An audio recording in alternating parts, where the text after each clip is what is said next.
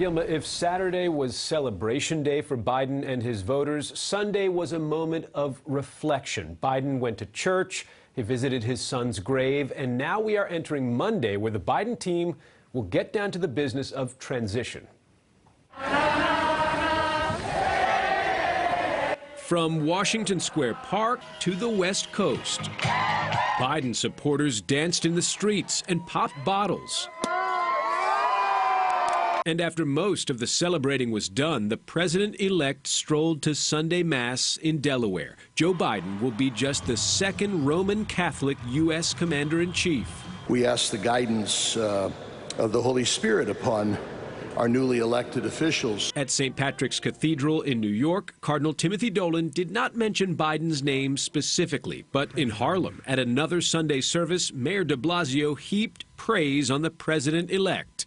He is a moral man. He's someone whose humanity, you can just see it. It's time to put away the harsh rhetoric, lower the temperature. Calling for partisan healing and shrugging off President Trump's so far baseless claims of voter fraud, Biden has now launched his White House transition website, BuildBackBetter.com. Starting Monday, Biden says he'll name a team of experts to guide his plan for the COVID pandemic.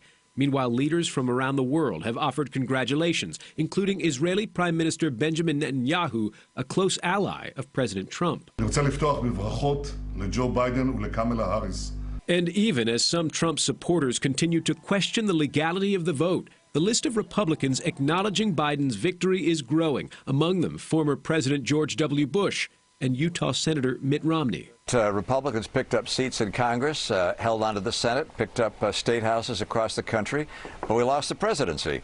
So tomorrow, the Biden transition team is set to kick into action, starting with a briefing from his COVID-19 advisory board. Later in the day, briefings with other transition advisors. Among the priorities for Biden's team, preparing a list of executive orders, including rescinding the Trump Muslim ban, rejoining the Paris Climate Agreement, and rejoining the World Health Organization. Gilma. Thank you, Chris. News 4's Checkey Beckford in Washington tonight, tracking the news swirling around the White House. And Checkey, the president showing no sign of conceding and is instead said to be getting ready to ratchet up his rallies.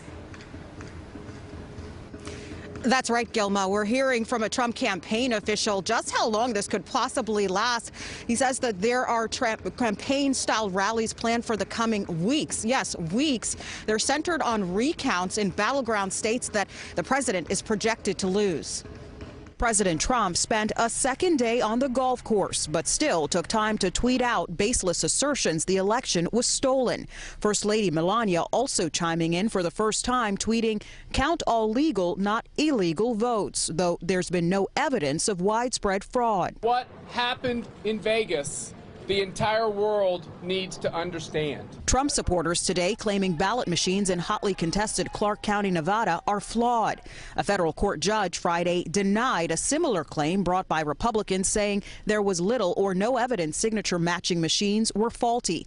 A slew of other lawsuits brought across the country by Trump's team have also been shot down. At this point, we do not know who has prevailed in the election. Republican Senators Ted Cruz and Lindsey Graham both backing Trump's claims. The media doesn't decide who becomes president. If they did, you would never have a Republican president. But Graham had no problem with media outlets projecting he has won another term in South Carolina. It is ultimately up to each state to certify their voting results before the Electoral College meets in December. Trump ally Chris Christie, one of the few Republicans denouncing the president's claims, says more should be doing the same. If your basis for not conceding is that there was voter fraud, then show us. Show us. Because if you can't show us, we can't do this. We can't back you blindly.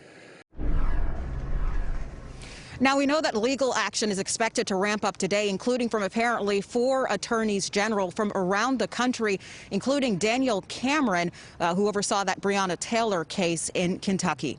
We're live in D.C. tonight. Checkey Beckford, News 4 New York. Checkey, thank you. Rallies this weekend highlighting the great divide the new president will inherit. Celebrations and demonstrations across the tri-state. News 4's Phil Lipof has that part of the story. Trump Tower in Manhattan tonight quiet. No protesters, no supporters here. Trump, hands out now! But in Union Square Park, refusefascism.org had a small but passionate group warning this election isn't over yet because Travis Morales says the president is tying the election up in the court to get it to the Supreme Court, that he's packed with fascists to throw it to him. A country so divided that some of the only common ground right now is that each side thinks the other is trying to steal the election. There's no accountability. We knew that the Democrats were going to create a little bit of fraud, so we were out here to show our support for our president. Dueling rallies in Huntington, Long Island, MAGA banners, President Trump as Captain America. And on the other side of the parking lot, Biden supporters getting ready for a caravan across town.